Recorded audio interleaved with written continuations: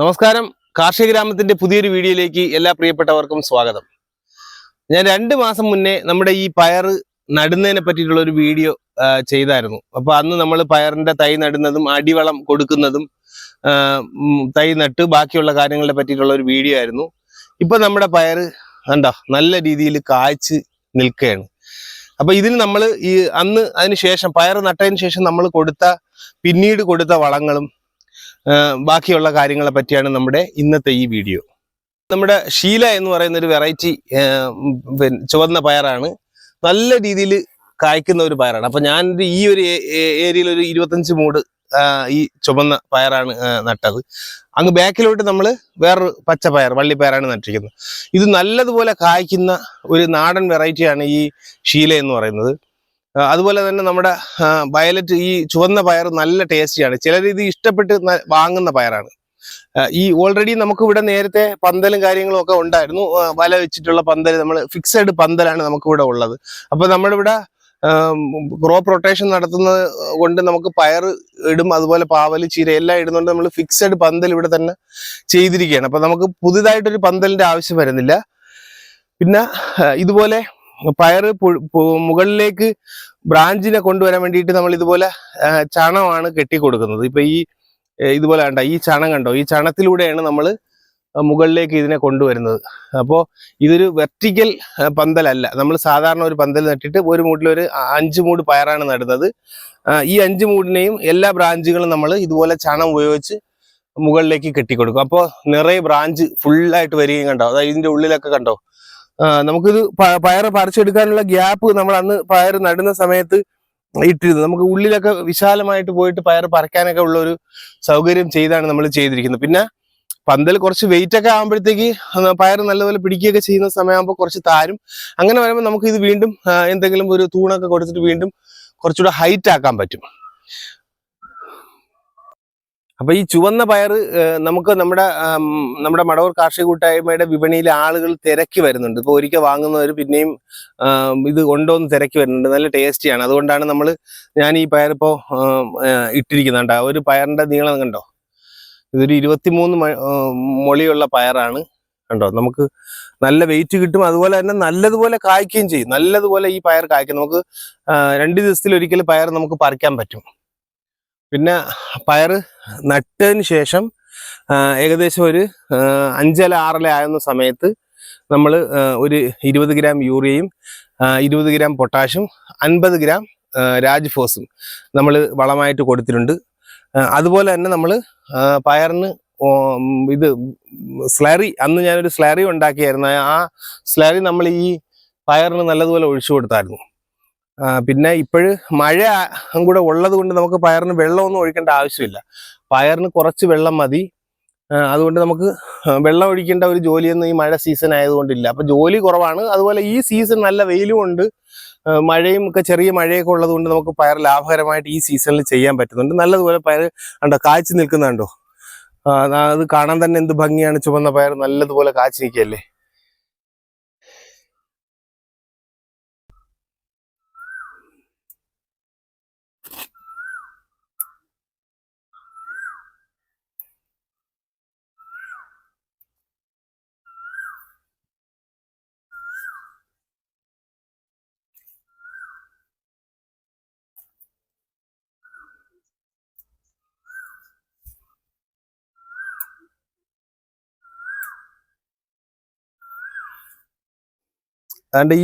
അതുപോലെ ഈ സീസണിൽ നമുക്ക് പയറിൽ തണ്ടുതുരപ്പന്റെ ശല്യം കൂടുതലായിട്ട് ഉണ്ടാകാറുണ്ട്. ഇത് കണ്ടോ, ഈ പയർ കണ്ടോ, ഈ പയറിന്റെ ഏകദേശം ഈ ഭാഗം മുതൽ കരിഞ്ഞിരിക്കുകയാണ്. ഇത് തണ്ടുതുരപ്പൻ കയറിയിട്ടാണ് ഈ പയർ ഇങ്ങനെ കരിഞ്ഞിരിക്കുന്നത്. പക്ഷെ ഒരു ബ്രാഞ്ചിൽ ഈ ബ്രാഞ്ചിൽ കുഴപ്പമൊന്നുമില്ല. ഈ ഒരു ബ്രാഞ്ചിൽ തണ്ടുതുരപ്പൻ കയറിയിട്ട് അത് കരിഞ്ഞു പോയിരിക്കുകയാണ്. ഇപ്പോൾ തണ്ടുതുരപ്പന്റെ ഒരു ശല്യം കൂടുതലായിട്ടുണ്ട് പയറിന്. അപ്പോൾ അതിന് നമ്മൾ ആഴ്ചയിൽ ഒരു ദിവസം വേപ്പെണ്ണയൊക്കെ സ്പ്രേ ചെയ്ത് കൊടുക്കാം. അപ്പൊ ഞാനിതിൽ വേപ്പെണ്ണയൊന്നും സ്പ്രേ ചെയ്തില്ലായിരുന്നു. തണ്ടുതുരപ്പൻ കുറച്ച് കൂടുതലായിട്ട് ശല്യം ഇതിൻ്റെ അകത്തുണ്ട്. അതുപോലെ തന്നെ ചെറിയ പുഴുക്കളുടെയൊക്കെ ഒരു ശല്യം ഇതിൻ്റെ അകത്ത് ഇപ്പോൾ പയറിൽ കാണുന്നുണ്ട്. അത് നമ്മൾ വേപ്പെണ്ണ സ്പ്രേ ചെയ്ത് കൊടുത്താൽ മാറുന്നേ ഉള്ളൂ. അതിന് വേറെ മറ്റു ഇതിൻ്റെ ഒന്നും ആവശ്യം വരുന്നില്ല നമുക്ക്. ഇത് നമ്മുടെ അർക്ക മംഗള എന്ന് പറയുന്ന ഒരു വെറൈറ്റി പയറാണ് കണ്ടോ. അതിന് നല്ല നീളവും നല്ല വണ്ണവും ഒക്കെ ഉള്ള പയറാണ്. ഇത് നമ്മുടെ മാർക്കറ്റിൽ നല്ല സെയിലുള്ള ഒരു സാധനമാണ് ഈ പയർ. നല്ല പച്ച കളറ്, കാണാനും നല്ല ഭംഗി ഉള്ള പയർ. ഇത് നല്ലതുപോലെ കായ്ക്കുന്ന പയറാണ്. ഈ 2 പയറും നമ്മൾ ഒരേപോലെ തന്നെയാണ് വളവും കാര്യങ്ങളും എല്ലാം കൊടുത്തിരിക്കുന്നത്. അത് ചുവന്ന പയർ, ഇത് പച്ച പയർ. ആ ഒരു വ്യത്യാസം മാത്രമേ ഉള്ളൂ. ഒരേ സമയത്ത് തന്നെയാണ് ഈ പയർ നട്ടതും, അതുപോലെ നമ്മൾ വളപ്രയോഗം എല്ലാം ഒരേ സമയത്ത് തന്നെയാണ് കൊടുത്തത്. പക്ഷേ ഇത് നമ്മുടെ ചുവന്ന പയറിൻ്റെ കാട്ടിയും കൂടുതലായിട്ട് ബ്രാഞ്ചുകൾ ഇതിന് കുറച്ചുകൂടെ കുറവാണ്. പക്ഷെ എനിക്ക് തോന്നുന്നു ഇത് നമുക്ക് പയറ്റിന് നല്ല വെയിറ്റും അതുപോലെ കുറച്ചുകൂടെയൊക്കെ കായ്മാനം എനിക്ക് തോന്നുന്നു ഇത് കൂടുതലുണ്ടെന്ന്.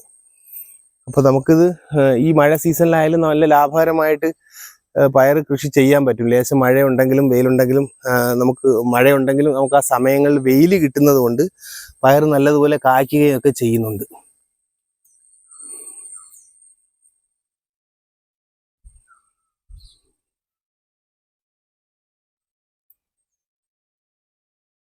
രണ്ട് ദിവസം കൂടുമ്പോൾ നമുക്ക് പയർ പറിക്കാൻ പറ്റും. ഇപ്പോൾ ആണ്ട് മഴ സീസൺ ആയതുകൊണ്ട് ഇതുപോലെ പുഴുവിൻ്റെ ഒരു ശല്യം പയറിൽ ചെറിയ രീതിയിലുണ്ട് കേട്ടോ. അതും ഈ പറഞ്ഞ കണക്ക് വേപ്പെണ്ണയൊക്കെ നമ്മൾ സ്പ്രേ ചെയ്ത് കൊടുത്താൽ ആ പുഴുവിൻ്റെ ശല്യം നമുക്ക് മാറിക്കിട്ടും. പിന്നെ ഈ സീസൺ ആയപ്പോൾ നമുക്ക് കുറച്ച് തത്തമ്മയൊക്കെ കുറേ കൊണ്ടുപോകുന്നുണ്ട്. അതൊന്നും നമ്മൾ കൂടുതലായിട്ട് ഇതാക്കേണ്ട കാര്യമില്ല. അത് അവർക്കുള്ള ഭക്ഷണം അവർ വന്ന് എടുത്തിട്ട് പോകും. നമ്മൾ അതിനെ ഒരു ഗൗരവമായിട്ട് കാണേണ്ട കാര്യമൊന്നുമില്ല. നമുക്ക് ദൈവാനുഗ്രഹം കൊണ്ട് പയർ നല്ലതുപോലെ പിടിക്കുകയൊക്കെ ചെയ്യുന്നതുകൊണ്ട് അവർ കുറച്ച് കഴിച്ചാലും നമുക്കതിൽ വലിയ നഷ്ടമൊന്നുമില്ല. തത്തമ്മ ഇവിടെ രാവിലെ വന്ന് കുറേ പയർ കഴിച്ചിട്ട് പോയിരിക്കുന്നുണ്ട്. അതായത് ഇതെല്ലാം തത്തമ്മ കഴിച്ചതാണ്. ഇതൊക്കെ നമുക്കിനി വേസ്റ്റാണ്. എങ്കിലും നമുക്ക് അവർ കഴിച്ചിട്ട് പോണത് നമുക്കൊന്നും ചെയ്യാൻ പറ്റത്തില്ല. കണ്ടോ, ഇതൊക്കെ തത്തമ്മ കഴിച്ചിട്ട് പോയതാണ്. ഈ സീസണിൽ തത്തമ്മയുടെ ശല്യം കുറച്ച് കൂടുതലാണ്. കണ്ടോ, ഇതെല്ലാം പയർ തത്തമ്മ കഴിച്ചതാണ്. കണ്ടോ, അതിൻ്റെ അകത്ത് നനികളെല്ലാം അവർ കഴിച്ചിട്ട് പോയിട്ടുണ്ട്. തൊലി മാത്രമേ ഉള്ളൂ. ഇത് നമുക്ക് ഇനി മറ്റു ഉപയോഗങ്ങളൊന്നുമില്ല. ഇതങ്ങ് കളയാനേ പറ്റത്തുള്ളൂ.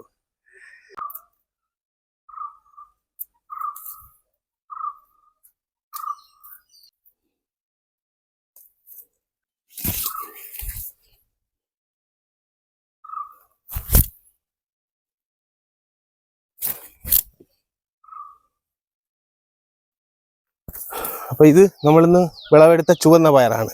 ഇനി അവിടെ പച്ച പയർ നമ്മൾ കുറച്ച് പറിച്ചിട്ടുണ്ട്. നമുക്ക് അതും കൂടെ എടുക്കാം.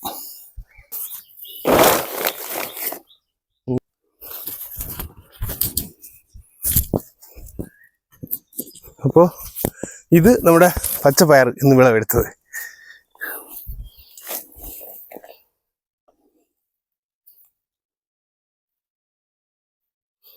കുറച്ചേ പറിച്ചിട്ടുള്ളൂ. ഇനി ബാലൻസ് കൂടി പറിക്കാനുണ്ട്.